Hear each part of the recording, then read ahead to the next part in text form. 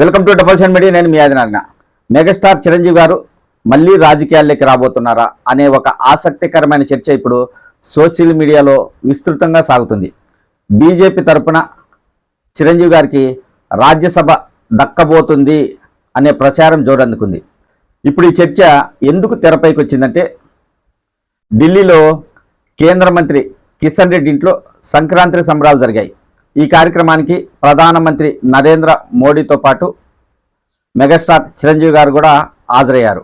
ఆ సందర్భంగా మోడీ గారు చిరంజీవి గారితో ప్రత్యేకంగా మాట్లాడడంతో మళ్ళీ చిరంజీవి రాజకీయాల్లోకి రాబోతున్నారనే చర్చ ఊపందుకుంది. ప్రధానమంత్రి గారు ఆ సమయంలో అక్కడ చిరంజీవి గారితో కలిసిన తీరు, వారు మాట్లాడుకున్న విధానాన్ని బట్టి ఇప్పుడు సోషల్ మీడియాలో ప్రచారం జరుగుతుంది. 2009లో మెగాస్టార్ చిరంజీవి గారు ప్రజారాజ్యం పార్టీ ఏర్పాటు చేశారు. ఎన్నికల్లో పోటీ చేసి దాదాపు 18 సీట్లు గెలుచుకున్నారు. తర్వాత ఆయన ఆ పార్టీని తీసుకెళ్ళి కాంగ్రెస్ పార్టీలో విలీనం చేశారు. అప్పుడు ఆయన కేంద్ర మంత్రి కూడా అయ్యారు. అలాగే రాష్ట్రంలో ప్రజారాజ్యం పార్టీ తరఫున కొంతమంది మంత్రులు కూడా అయ్యారు. తర్వాత ఆయన 2014లో ఆంధ్ర తెలంగాణ విడిపోయిన తర్వాత కాంగ్రెస్ పార్టీ 2 చోట్ల తీవ్రంగా ఓడిపోవడంతో మౌనమైపోయారు. చిరంజీవి గారు తర్వాత రాజకీయాల గురించి మాట్లాడలేదు. ఆయన నేను రాజకీయాలకు దూరంగా ఉంటున్నానని కూడా చెప్పడం జరిగింది. 2024 ఎన్నికల్లో కూటమి అధికారంలోకి రావడంతో మెగాస్టార్ గారి తమ్ముడు పవన్ కళ్యాణ్ గారు ఆంధ్రప్రదేశ్లో డిప్యూటీ సీఎంగా ఉన్నారు. ఆయన కూడా ఇప్పుడు రాజకీయాలలో బాగా ఆరితేలుతున్నారు. పవన్ కళ్యాణ్ గారు కూడా రాజకీయంగా ఎదగడానికి, ఆయన పార్టీని బలోపేతం చేసుకోవడానికి చాలా ప్రయత్నాలు చేస్తున్నారు. అయితే ఎక్కువగా పవన్ కళ్యాణ్ గారు బీజేపీ నాయకులతో కలిసి ఉన్నారు. బీజేపీ అధిష్టానం పవన్ కళ్యాణ్ గారిని చాలా గౌరవంగా చూసుకుంటుంది, ఆయనకు ఒక విలువ ఇస్తుంది. కాబట్టి ఇప్పుడు చిరంజీవి గారి పేరు కూడా తెరపైకి వచ్చింది. చిరంజీవి గారు రాజకీయాల్లోకి వచ్చాక సినిమాలు కూడా పూర్తిగా ఏ సినిమా చేయలేదు. తర్వాత రాజకీయాలు వదిలేశాక 2017 సంవత్సరంలో ఆయన ఖైదీ నెంబర్ 150 సినిమా తీశారు. ఆ సినిమా బాగా హిట్ అయింది. అప్పటి నుంచి ఆయన సినిమాల్లోనే ఉన్నారు, రాజకీయాల జోలికి రావడం లేదు. ప్రస్తుతం అయితే ఆయన కాంగ్రెస్లో ఉన్నట్లు తెలుస్తుంది. రాజకీయాలు మాత్రం మాట్లాడడం లేదు, రాజకీయాల జోలికి రావడం లేదు. అయితే ఇప్పుడు బీజేపీ పార్టీ చిరంజీవి గారిని బీజేపీలోకి తీసుకురావడానికి ప్రయత్నాలు చేస్తుందన్నది ప్రధానమంత్రి నరేంద్ర మోడీ చిరంజీవి గారి కలయికను బట్టి అర్థమవుతుంది. చాలా సందర్భాలలో పవన్ కళ్యాణ్ గారికి, చిరంజీవి గారికి ప్రధానమంత్రి నరేంద్ర మోడీ ప్రత్యేక విలువ ఇస్తున్నారు, వాళ్ళను గౌరవిస్తున్నారు. అంటే చిరంజీవి గారిని కూడా తమ పార్టీలోకి చేర్చుకొని ఆంధ్రప్రదేశ్లో చిరంజీవి గారు, పవన్ కళ్యాణ్ గారు ఉంటే బీజేపీ పార్టీ బలపడుతుంది అనే ఆలోచనలో బీజేపీ పెద్దలు ఉన్నట్లు ఈ రాజకీయ పరిణామాలను బట్టి చూస్తే తెలుస్తుంది. అయితే చిరంజీవి గారు రాజకీయాల్లోకి వస్తారా రారా? ఆయన నేను రాజకీయాల్లోకి రాను అని చెప్పడం జరిగింది. ఇప్పుడు వస్తారా లేదా? కేంద్రంలో రాష్ట్రపతి కోటా కింద రాజ్యసభ స్థానాలు ఖాళీగా ఉన్నాయి. ఆ స్థానాలను భర్తీ చేయడానికి కేంద్ర ప్రభుత్వం పలువురిని ఎంపిక చేస్తుంది. అందులో చిరంజీవి గారి పేరు కూడా ఉన్నట్లు అప్పట్లోనే జోరుగా ప్రచారం అందుకుంది.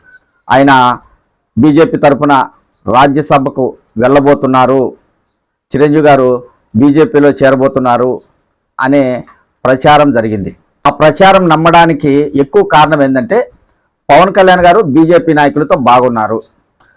ఒకవేళ రాబోయే ఎన్నికల్లో పవన్ కళ్యాణ్ గారు బీజేపీతో కలిసి ఎన్నికలకు వెళ్ళినా ఆశ్చర్యపోవాల్సిన అవసరం లేదు అన్న రీతిలో ప్రచారం సాగుతూ ఉంది.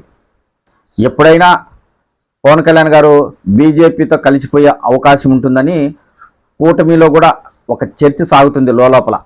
అది తెలుగుదేశం పార్టీ నాయకుల్లో కూడా.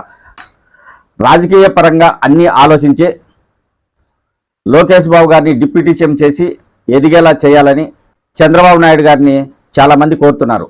ముఖ్యమంత్రి గారు ఇప్పుడే చొరవ తీసుకొని లోకేష్ బాబు గారికి బాధ్యతలు అప్పచెప్పి రాష్ట్ర నాయకులందరూ ఆయనకు టచ్లో ఉండి ఆయన ఆధ్వర్యంలో పనిచేసేలా చంద్రబాబు గారు అడుగులు ముందుకు వేయాలని తెలుగుదేశం పార్టీ శ్రేణులు కోరుకుంటున్నారు.